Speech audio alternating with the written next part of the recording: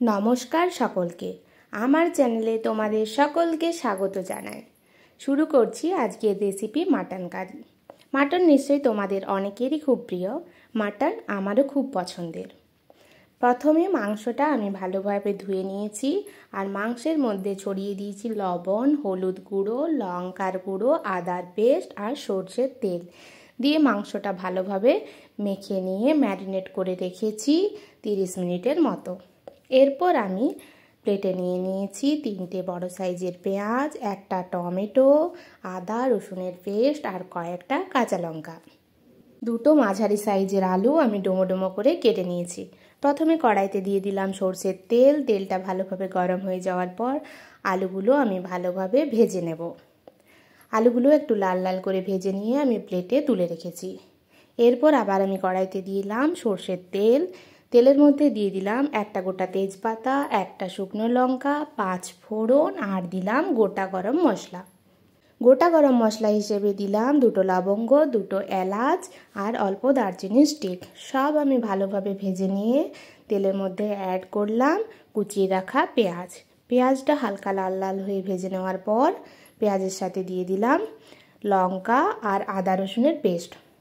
এগুলো একটু খানিকটা ভেজে নিয়ে এর সাথে আমি অ্যাড করলাম কুচিয়ে রাখা টমেটো। সব ওদিকে আমি ভালোভাবে ভাজতে দিয়ে দিয়েছি। এদিকে আমি বাটিতে নিয়ে নিচ্ছি গুঁড়ো মশলা।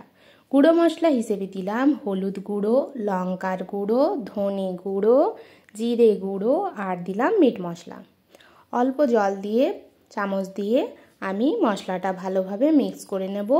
আর এদিকে আমার মশলাটা ভালোভাবে কষানো হয়ে গেছে। এর সাথে আমি দিয়ে দিলাম গুঁড়ো মশলাটা, যেটা আমি গুলে রেখেছিলাম। এইভাবে নাড়াচাড়া করে প্রায় 10 থেকে 12 মিনিট টাইম নিয়ে আমি মশলাটা কষিয়ে নেব। মশলাটা একটু বেশি কষালে রান্নার টেস্ট ভালো হয়। এইভাবে আমি মশলাটা কষিয়ে নেব।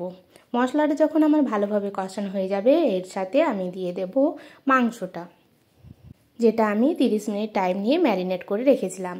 মাংসের সাথে মশলাটা ভালোভাবে মিক্স করে নেব। এরপর এর সাথে আমি অ্যাড করব আলুটা, যেটা আমি ভেজে রেখেছিলাম। আলুটাও আমি এর সাথে অ্যাড করে দিলাম। এরপর আমি এটা একটু ঢেকে রাখবো, 2 থেকে 3 মিনিট ঢেকে রাখবো। মাঝে মধ্যে নাড়াচাড়া করে খুলে খুলে দেখবো। আর এদিকে আমি বাটিতে গরম জল হতে দিয়েছি। মাটনে আমি গরম জলটাই ব্যবহার করব। এরপর অল্প অল্প গরম জল দিয়ে মাংসটা আমি রান্না করতে থাকবো। আর এতে ছড়িয়ে দেব স্বাদ মতো লবণ।